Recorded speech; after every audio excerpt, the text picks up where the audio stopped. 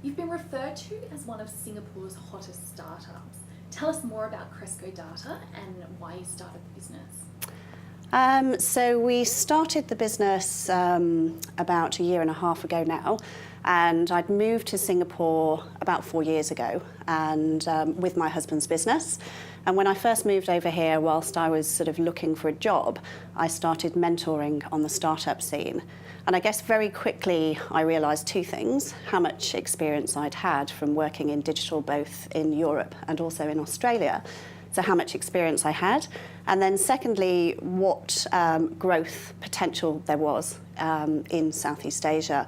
So CrescoData is a startup in the e-commerce space. So we have a cloud-based platform that helps online retailers automate their marketing. And I guess it's an interesting market in Southeast Asia. It's very much at the bottom of a hockey stick growth curve. And the market, so there's enormous potential. Less than 3% of retailers are online, so there's enormous growth there.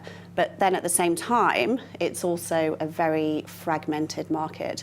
So we saw a challenge and an opportunity.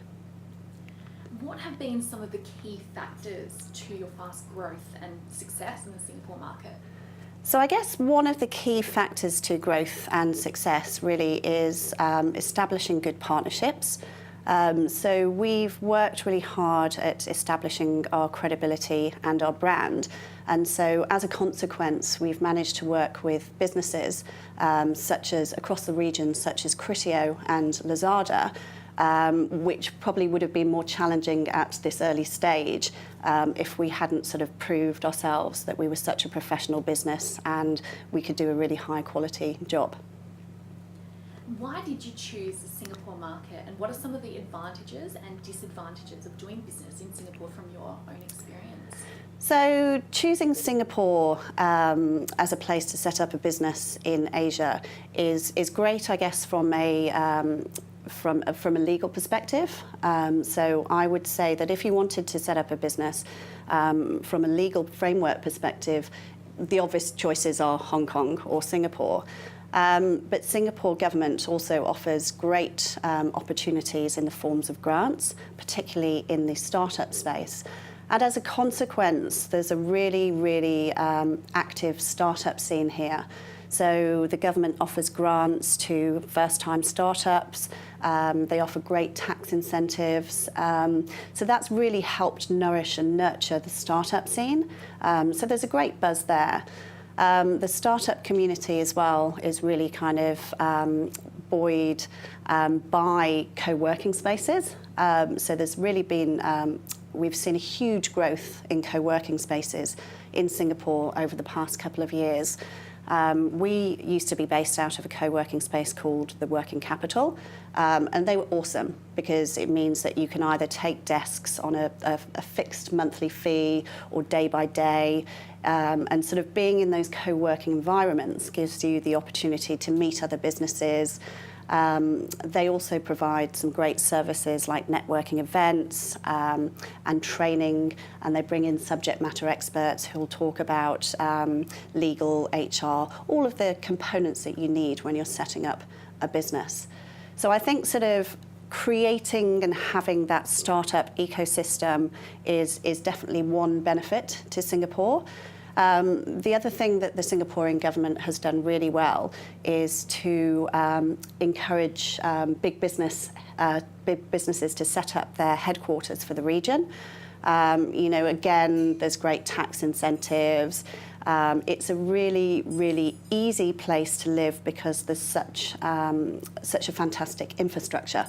Things work really quickly. Internet and mobile connections are high speed. And then in terms of travel, it's really easy to get to the rest of the region. And also being such a small country, it's fantastic. You can get to the airport in 15 minutes. And also as well, compared to other Asian sort of capital cities, again, it's easy to get around. So if you're traveling a lot and meeting clients, again, you're not spending much time sitting in taxis or using the excellent public transport system. After launching the business in Singapore, you've now taken it into Australia. Can you tell us a bit more about that? And do you see opportunity for more businesses that start in Asia to expand into Australia? Yes, so I think there's definitely an opportunity to start in Singapore and expand to Australia. As I mentioned before, because Singapore is such a small market, it's great to use as a test bed.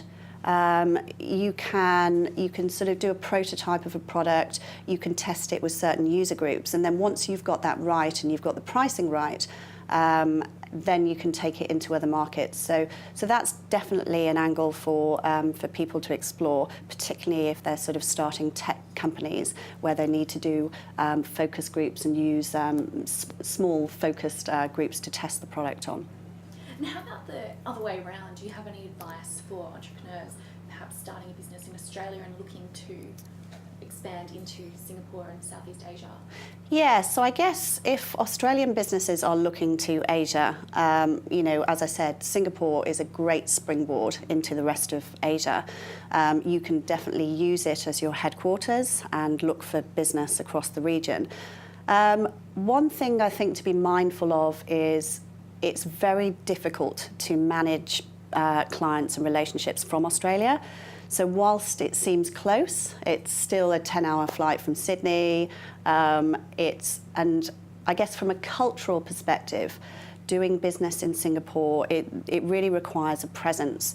So whilst you can establish and sell a business deal over the phone in Australia, that doesn't work quite so well in Singapore. Culturally, Singaporeans like face-to-face time, so they like to establish a personal relationship with you before they think about doing business. So really, I think, as an Australian business, if you're serious about doing business in Singapore or Asia, you need to set up a presence and an office here. And what are some of the key differences to the business ecosystems in both Australia and Singapore?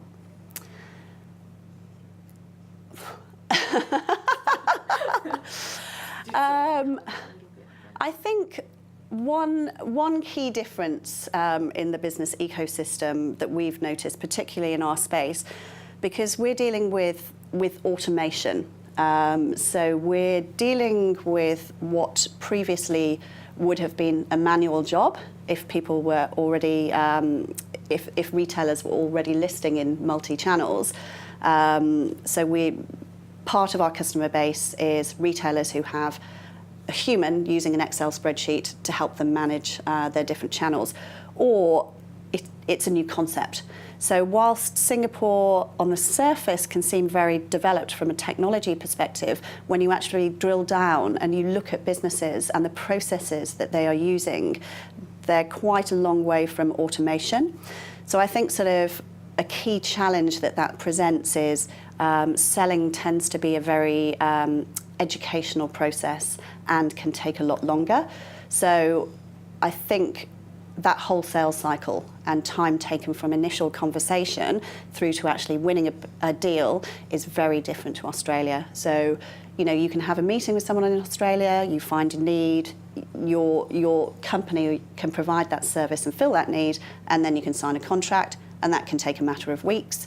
In Singapore, we've been dealing with businesses where the sales cycle has taken 12 plus months. If you could narrow down 3 key pieces of advice for entrepreneurs looking to Singapore who might have Singapore on their radar, what would they be?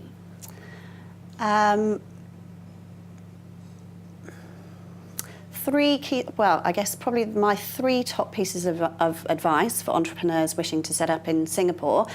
I would say definitely start off in a co-working space. Because that's going to provide you with a foundation and connections and help sort of get you settled into the ecosystem. Second piece of advice, use networks, use consultancies, people like Gemstar that can get you connected into all of the business groups in the region.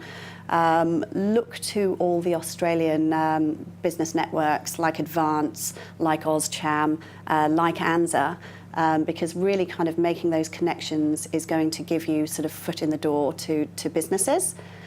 And then the third piece of advice is probably on who you hire.